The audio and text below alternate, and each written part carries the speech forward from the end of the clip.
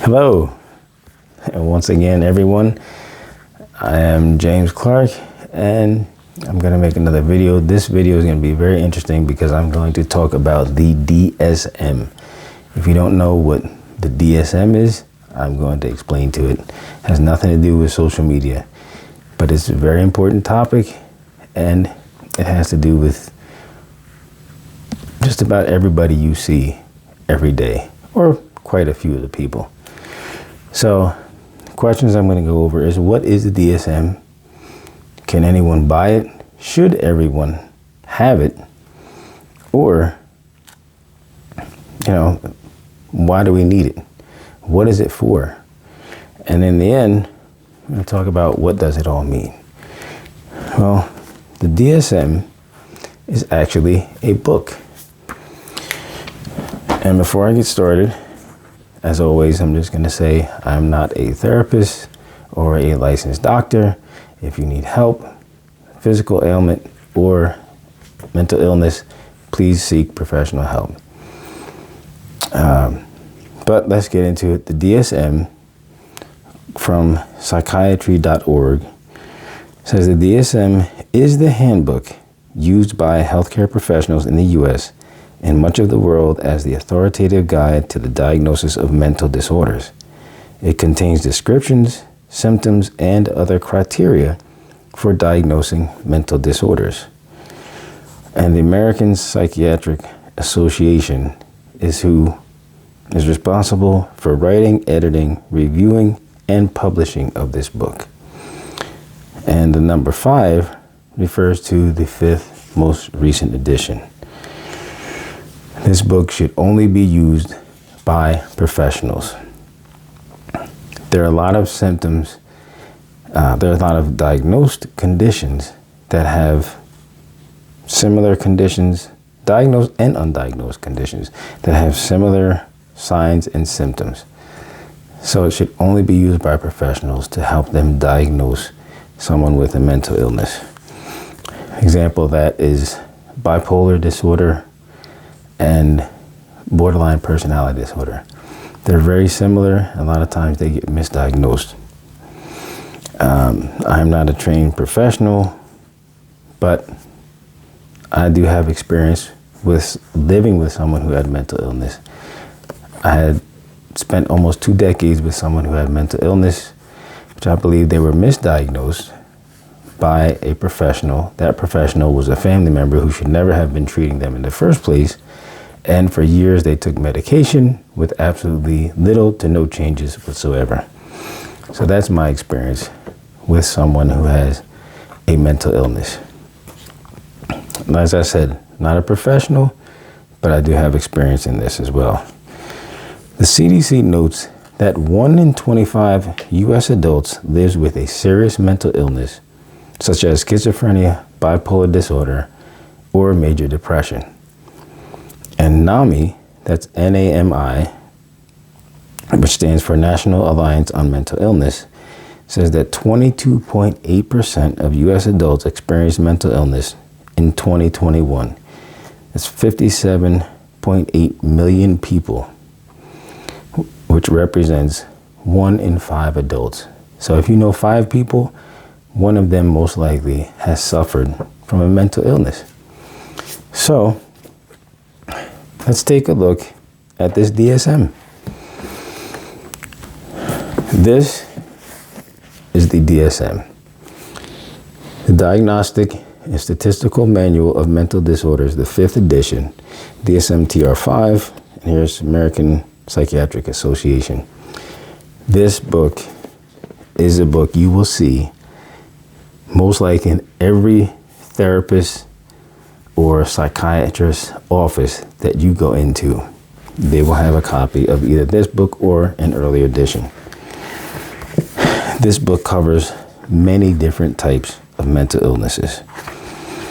Just to mention a few: schizophrenia spectrum disorder, depressive disorders, bipolar related disorders, obsessive compulsive anxiety, somatic symptom and related disorders, feeding and eating disorders, sexual dysfunctions, gender dysphoria, substance related addictions, among many others.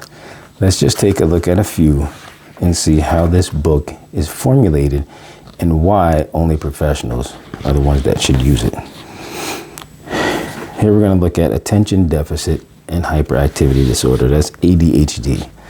You hear so much about this all the time. All these kids have ADHD. So many people are diagnosing everybody with ADHD.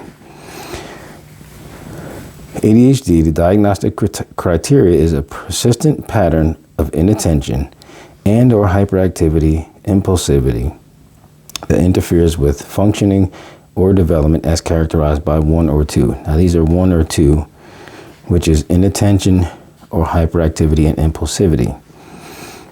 Now the inattention could be the attention deficit. So some kids might be diagnosed, it's usually diagnosed with children with ADD, attention deficit disorder. The ADHD is the hyperactivity. Some may not have the hyperactivity, impulsivity. With the inattention, someone who often fails to give close attention to details, and I'm paraphrasing a lot of this, often has difficulty sustaining attention in tasks or play activities, often does not seem to listen when spoken to directly, often does not follow through on instructions or fails to finish schoolwork, often has difficulty organizing tasks and activities, often avoids, dislikes, or is reluctant to engage in tasks that require sustained mental effort. Example, homework, schoolwork, and for older adolescents and adults, preparing reports, completing forms, reviewing lengthy papers. I'm sure I diagnosed myself. I have ADD. I don't need nobody to tell me. Skipping down to hyperactivity, impulsivity, often fidgets and taps her hands or feet and squirms in seat, often leaves seat in situations when remaining seated is expected, often runs about or climbs in situations where it is inappropriate, often unable to play or engage in leisure activities quietly, is often on the go, acting as if driven by a motor.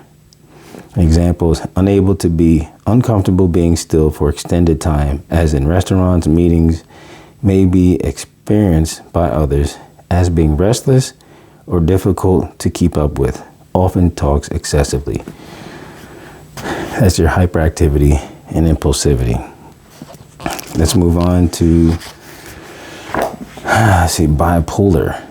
So there's bipolar 1 and 2. Okay, bipolar 1, the difference between the two is bipolar characterized by manic episodes, hypomanic episodes, and major depressive episodes.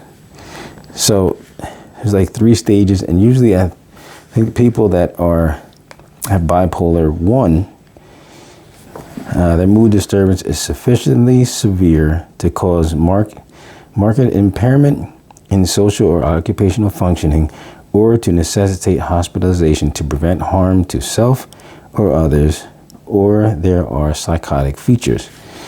Now, with bipolar 2, there's hypomanic episodes and major depressive episodes. So someone who has bipolar 2 is really not as serious. Both of these can be treated with medications. But also, as with any of these disorders, therapy is a necessity. Just treating with medication is just a small portion of what will help someone.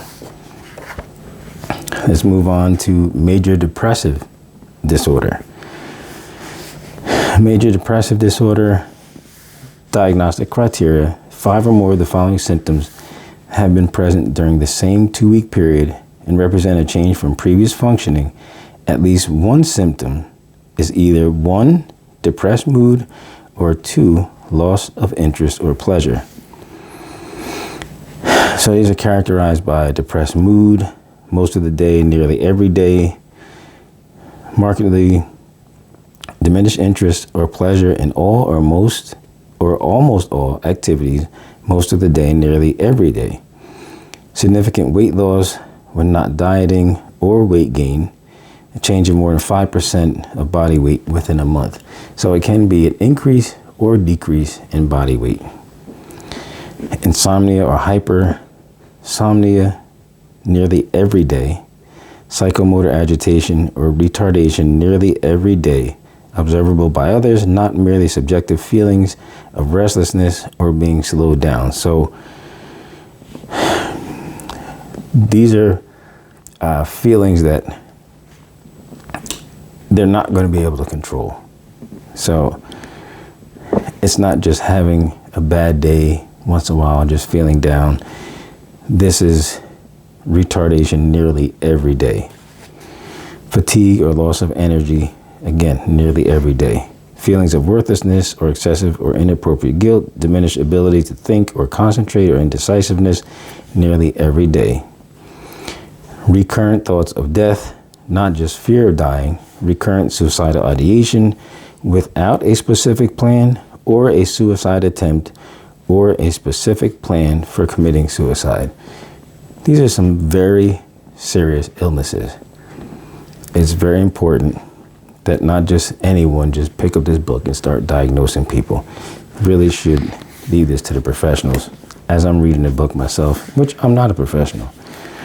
But again, as I said, it might be some reading that you might want to do, but I spoke to a therapist about this book.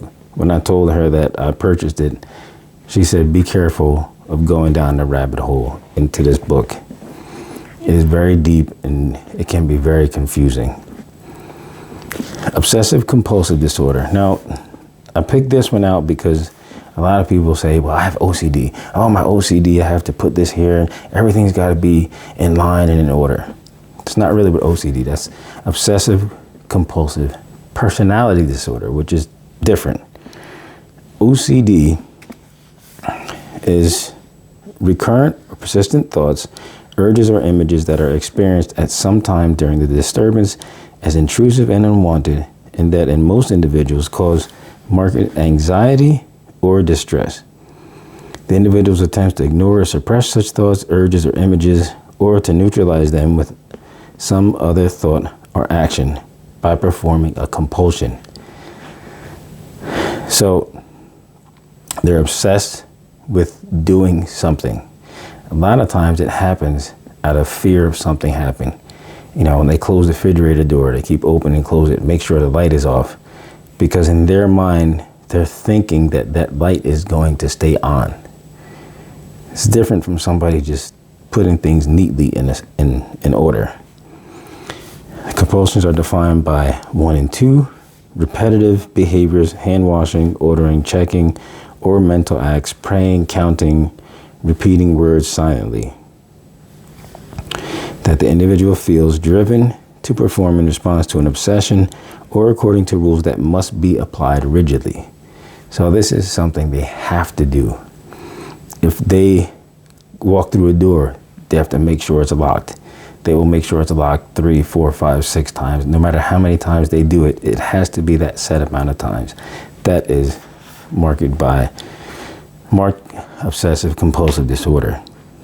The behaviors or mental acts are aimed at preventing or reducing anxiety, distress, or preventing some dreaded event or situation. That's what I was talking about before. However, these behaviors or mental acts are not connected in a realistic way with what they are designed to neutralize or prevent, or are clearly excessive. Okay, so that's obsessive compulsive disorder. Now here, let's move on, go a little deeper here. We'll go to some personality disorders. Borderline personality disorder. Difference with personality disorders is personality disorders are learned behaviors.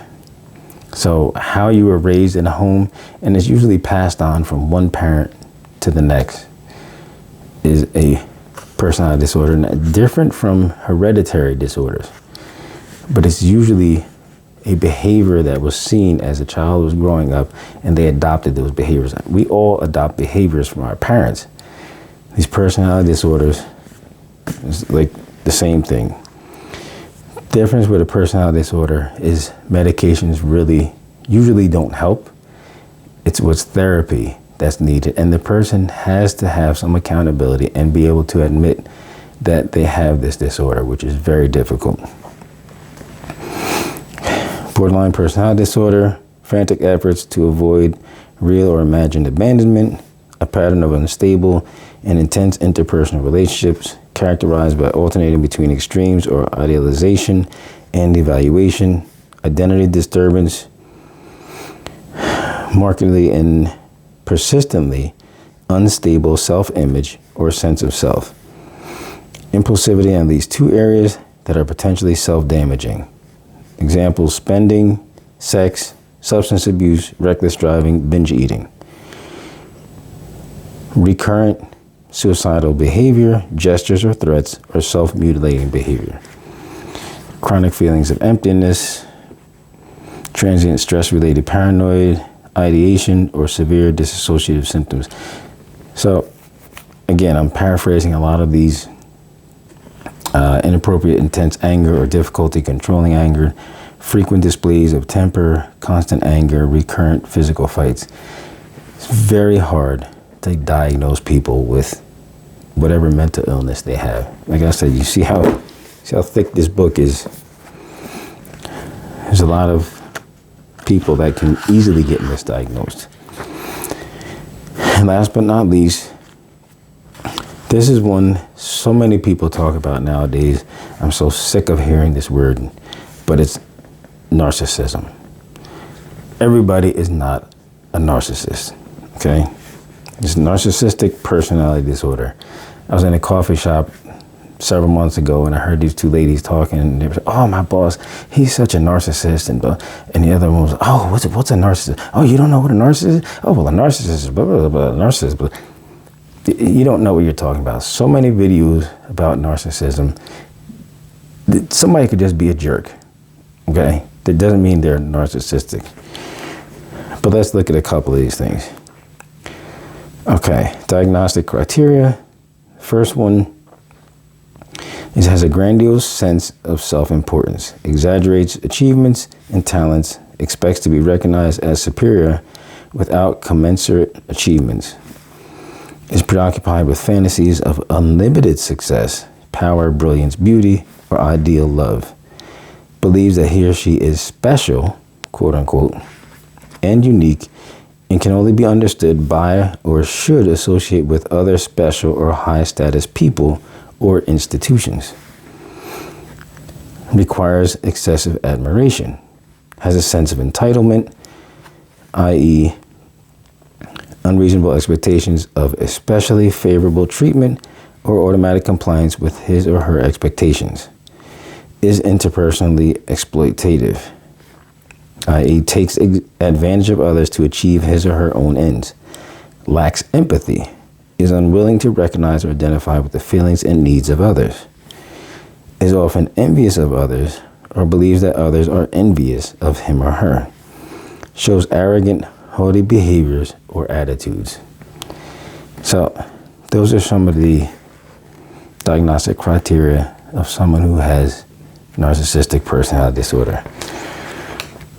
And as you go through the index, some of these disorders, I mean, there's cannabinoid hyperemesis syndrome, cannabis-induced mental disorders.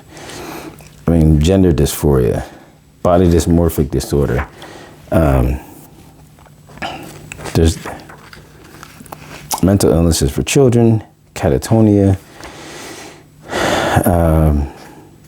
almost everything you could possibly think of. Most likely is in here. Cocaine, talks about drug use, Cushing's disease, delirium, some other things. Like a lot of people don't even realize that coffee can be a chemical. Anything that alters or changes your mood or personality can be considered a drug. You can have a caffeine addiction. Dementia, emotional regulation, empathy, just reading through some of these, grossly disorganized motor behavior, genetic disorders, family history, genetic counseling, circadian rhythm, sleep-wake disorder, narcolepsy, neurocognitive disorders, hyperplasia. I mean, these are So many things in this book. That's why this book really needs to be used by professionals. But it looks nice sitting on your bookshelf. That's kind of why I got it. Aside from the fact that I was dealing with a lot. So, I was dealing with a lot with someone who has mental illness. But what does this all mean? What it all means is if you know someone that needs help, get them help. Try to find help for them. And if you're not sure whether someone needs help or not, look at, my sister used to work in a bank, and they used to tell them the way you tell the difference between a real bill and a counterfeit one was they would teach you what a real one feels like. So when you felt anything that's different, you would know that that was counterfeit. Same thing with mental illness. Someone will seem a little off. If it just doesn't seem right, talk to them. Show empathy, be compassionate. The point is that if someone else is suffering, you want to get them help. If you saw someone with a physical ailment, if they broke their arm, if they slip and fall, someone who has cancer, you wouldn't just turn around and just tell that person, I can't be bothered with you. Don't treat someone with mental illness like that. The other thing is, don't try to diagnose people. None of us are professionals. The professionals have a hard time themselves diagnosing people. Usually takes several sessions before they can make a good diagnosis.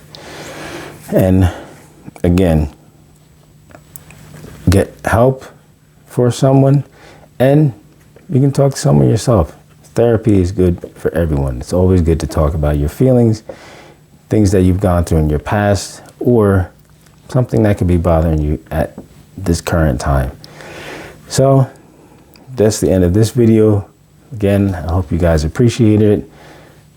Like and subscribe, click the notification. This way you'll get notified any new videos I come out with. Thank you again for listening, and I wish you a healthy and happy day.